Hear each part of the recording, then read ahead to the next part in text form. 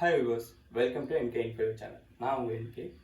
இன்றைக்கி நம்ம வீடியோவில் எதை பற்றி பார்க்க போகிறோம் அப்படின்னு பார்த்தீங்கன்னா, ஆம்பூர் ஸ்டைல் பிரியாணிக்கான பிரியாணி மசாலா எப்படி அரைக்கிறதுங்கிறது தான் நம்ம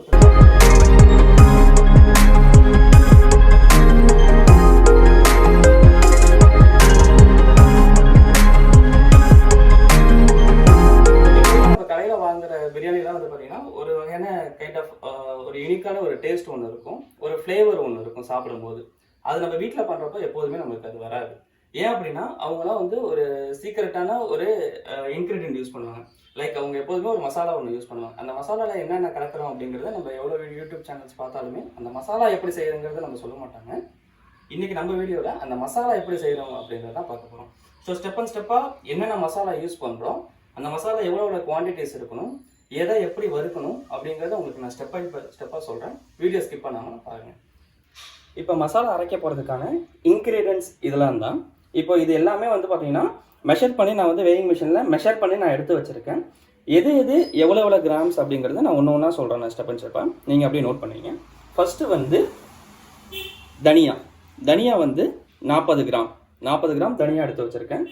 நெக்ஸ்ட்டு சீரகம் வந்து 20 கிராம் சீரகம்.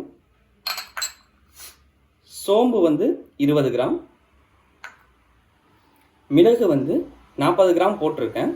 ஆக்சுவலி வந்து பார்த்தீங்கன்னா காரம் உங்களுக்கு அதிகமாக வேணும், உங்களுக்கு வந்து பார்த்தீங்கன்னா காரம் டேஸ்ட் வந்து நாக்கில் நிற்கணும் அப்படின்னா இது 40 கிராம் எடுத்துங்க. இல்லை வீட்டில் சின்ன பசங்க இருக்காங்க அப்படின்னா இல்லை அவங்களுக்கு காரம் கம்மியாக வேணும்னா ஒரு 10 கிராம் வந்து கம்மியாக எடுத்துங்க. ஒரு 30 கிராம் எடுத்துக்கலாம். 40 கிராம் எடுத்திருக்கேன். அடுத்தது பிரியாணி இலை வந்து பார்த்தீங்கன்னா ஒரு 3 கிராம்ஸ் வந்து பிரியாணி இலை எடுத்திருக்கேன்.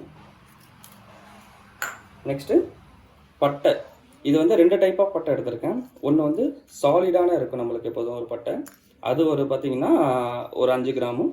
நெக்ஸ்ட்டு சுருள் பட்டை அப்படின்னு சொல்லுவாங்க. இந்த சுருள் பட்டை எதுக்காகனா கொஞ்சம் வந்து வாசனை ஜாஸ்தி இருக்கும், அதுக்காக சுருள் பட்டை ரெண்டுமே சேர்த்து ஒரு 10 கிராம் எடுத்திருக்கேன். நெக்ஸ்ட்டு கிராம்பு வந்து பார்த்திங்கன்னா ஒரு 10 ஒரு கிராம்பு எடுத்துக்கிறோம். நெக்ஸ்ட்டு ஸ்டார் பூ வந்து பார்த்திங்கன்னா ஒரு 5 கிராம் இருக்கிற அளவுக்கு. ஏலக்காய் வந்து ஒரு 5 நம்பரு. கல்பாசி ஒரு 2 கிராம் எடுத்திருக்கேன். நெக்ஸ்ட்டு வந்து பார்த்திங்கன்னா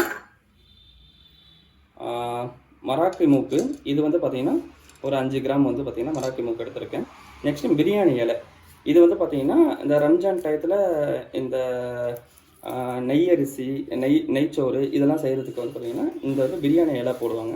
இது வந்து சூப்பர் மார்க்கெட்டு இல்லை வந்து நாட்டு மருந்து கடையில் கேட்டிங்கன்னா பிரியாணி இலை இது வந்து பார்த்திங்கன்னா கத்தாழை மாதிரி நீட்டாக இருக்கும். இதை நம்ம வந்து காய வச்சு கொஞ்சம் எடுத்து வச்சுருக்கோம். இது வந்து பார்த்திங்கன்னா ஒரு 1 கிராம் இருந்தால் போதும்.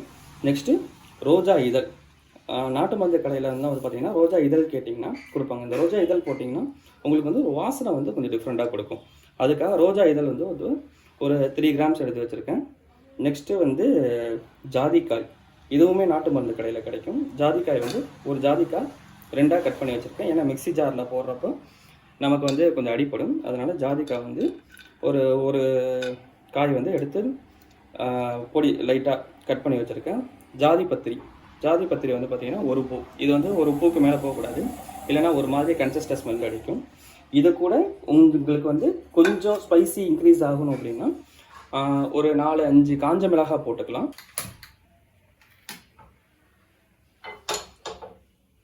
இது ஃப்ரை பண்ணுறப்போ நல்ல ஒரு வெயிட்டான ஒரு பாத்திரமாக தான் எடுத்துக்கணும். நார்மலாக வீட்டில் இருக்கிற தவாலாம் எடுத்தோம் அப்படின்னா அடிப்பிடிக்க ஆரம்பிச்சிடும். அதுக்காக வந்து நல்ல ஒரு வெயிட்டான ஒரு பாத்திரமாக எடுத்தாங்க. நெக்ஸ்ட்டு நம்ம இந்த சோம்பு சீரகம் தனியா அப்புறம் மிளகுலாம் சொன்னது ஒன்றா எடுத்துக்கிட்டோம். இதை ஃபஸ்ட்டு ஒன்றா கொட்டி தான் நம்ம ஃப்ரை பண்ண போகிறோம். ஓகேவா?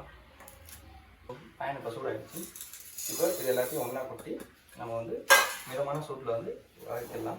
இதில் வந்து ஒரு இன்க்ரீடியன்ஸ் வந்து மறந்துட்டேன். இதில் வந்து கொஞ்சம் வந்து கசகசா வந்து ஒரு 2 to 3 கிராம்ஸ் வந்து பார்த்திங்கன்னா கசகசா வந்து இதில் சேர்த்துங்க.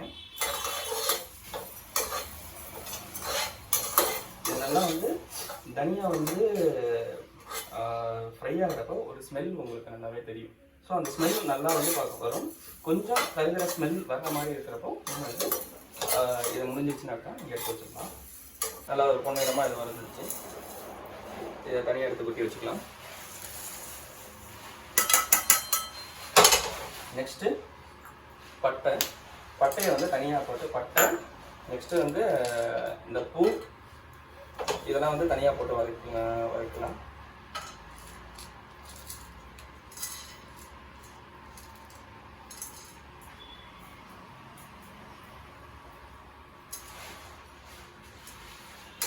இந்த ரோஜா இதழ், அப்புறம் வந்து பார்த்திங்கன்னா கல்பாசி, இந்த பிரியாணி பட்டை இதெல்லாம் வந்து லாஸ்ட்டாக வதக்கலாம். ஏன்னா இது வந்து சீக்கிரம் வந்து இது கூட போட்டிங்க அப்படின்னா கருகி போயிடும் இது. ஏன்னா இது வந்து ரொம்ப லைட் ஐட்டம்ஸ், உங்களுக்கு இதெல்லாம் வந்து கொஞ்சம் லைட் ஐட்டம்ஸு, இதை தனியாக போட்டு வதக்கிக்கலாம்.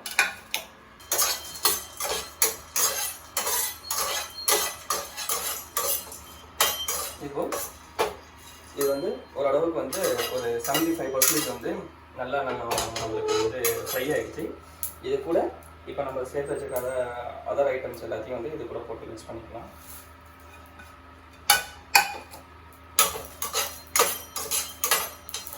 ஸோ இது ஆல்மோஸ்ட் ரெடி ஆகிடுச்சு.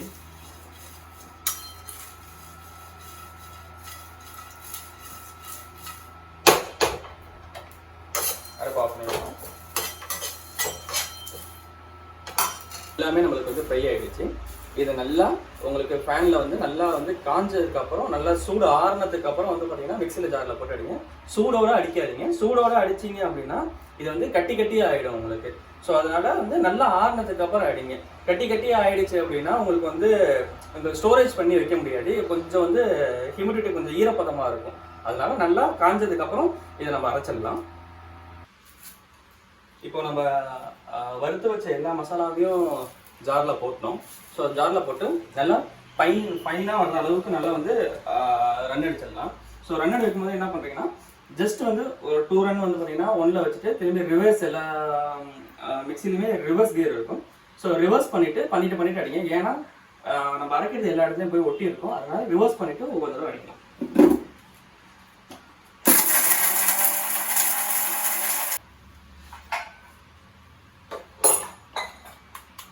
ஸோ நல்லா ஃபைன் பேஸ்ட்டாக அடித்தாச்சு.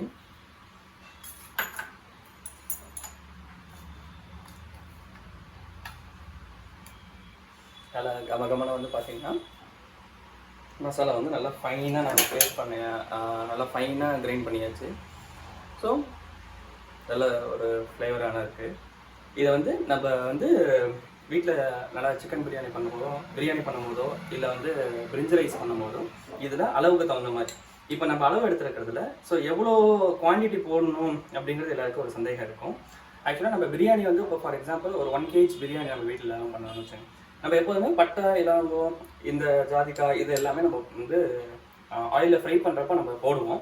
அதுக்கு பதிலாக இப்போ நம்ம வந்து இந்த பவுடர் நீங்கள் யூஸ் பண்ணுறப்போ அதை வந்து நீங்கள் கம்மி பண்ணிக்கணும். ஏன்னா உங்களுக்கு வந்து ஃப்ளேவரை வந்து மாற்றி கொடுத்துரும். இப்போ for example so 1 kg of biryani நீங்கள் பண்ணுறீங்க அப்படின்னா ஸோ 5 to 6 grams ஆஃப் வந்து நம்ம வந்து ஸ்பைசஸ் நம்ம வந்து எப்போதுமே யூஸ் பண்ணுவோம். அதுக்கு என்ன பண்ணீங்கன்னா ஒரு கர்டசிக்கு மட்டும் ஜஸ்ட் சின்னோண்டு ஒரு லீஃப் வந்து பார்த்தீங்கன்னா ஒரு இலையும் ஒரு சின்னோண்டு பட்டை சும்மா இவ்வளோ சின்ன பீஸாக இருந்தால் போதும். இதை போட்டுட்டு ஒரு 2 கிராம் போட்டுங்க, ஒரே ஒரு சின்னோண்டு ஏலக்காய் போட்டுங்க. இது முடிச்சதுக்கப்புறம் இதில் வந்து பார்த்தீங்கன்னா நீங்கள் வந்து 1 kg நார்மலாக வந்து குஸ்கா இல்லை நார்மலாக வந்து டொமேட்டோ ரைஸோ இல்லை வந்து பிரிஞ்சி ரைஸோ நீங்கள் பண்ணுறீங்க அப்படின்னா இதில் வந்து ஒரு 4 டீஸ்பூன் 3 to 4 டீஸ்பூன் நீங்கள் போட்டுக்கலாம். இதுவே மட்டன் பிரியாணி இல்லை சிக்கன் பிரியாணி போடுறீங்க அப்படின்னா ஸோ நான் யூஸ் பண்ணியிருக்கிற சைஸோட ஸ்பூன் பார்த்துங்க. ஏன்னா எல்லா வீட்லேயும் பிரியாணி பார்த்தீங்கன்னா பெரிய ஸ்பூன்ஸ்லாம் இருக்கும். 3 ஸ்பூன்லாம் நிறைய போடுறாங்க லைக் திஸ். ஸோ குவான்டிட்டி தெரியுதுன்னு நினைக்கிறேன். ஸோ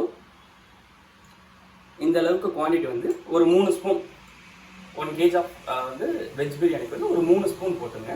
இதே நான்வெஜ் பண்ண போகிறதா இருந்தோம்னா ஒரு 4லேருந்து 5 ஸ்பூன் போட்டுக்கலாம் நீங்கள். ஏன் அப்படின்னா நான்வெஜ் பண்ணுறப்போ ஸோ உங்களுக்கு வந்து மட்டனோ இல்லை சிக்கனோ வந்து உள்ளே வந்து ஸ்பைசஸ் இறங்கணும்.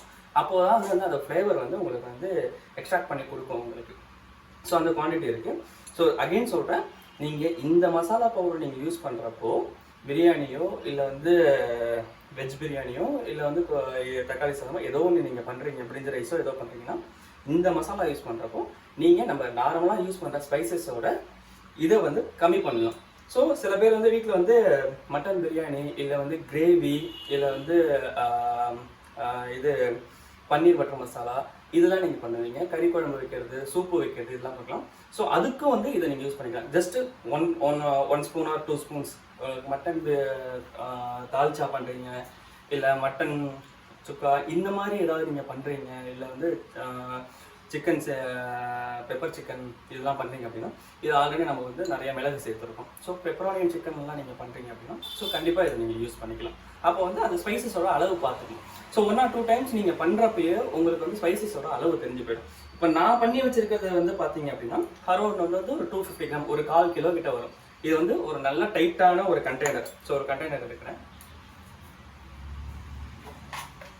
ஸோ இந்த மாதிரி ஒரு டைட்டான கண்டெய்னரில் நம்ம ஸ்டோர் பண்ணி ஒரு ஸ்பூன் போட்டு நல்லா டைட்டாக நம்ம சீல் பண்ணி வச்சுட்டோம் அப்படின்னா கிட்டத்தட்ட இது வந்து ஒரு 1 இயர் ஆனாலுமே இது நம்மளுக்கு இதாகாது. ஸோ நீங்கள் இது வந்து ஃப்ரிட்ஜில் ஸ்டோர் பண்ணணும் அப்படிங்கிறதுலாம் அவசியம் கிடையாது. நம்ம நார்மலாக ஸ்பைசஸ் யூஸ் பண்ணுற மாதிரியே வந்து நீங்கள் வந்து யூஸ் பண்ணிக்கலாம். நீங்கள் ஸோ கண்டிப்பாக உங்களுக்கு இந்த வீடியோ பிடிச்சிருக்குன்னு நினைக்கிறேன். ஸோ பிடிச்சிருந்துச்சுன்னா லைக் அண்ட் சப்ஸ்கிரைப் பண்ணுங்கள். நம்ம சேனலுக்கு யூடியூப் சேனலுக்கு வந்து சப்போர்ட் பண்ணுங்கள். So thank you.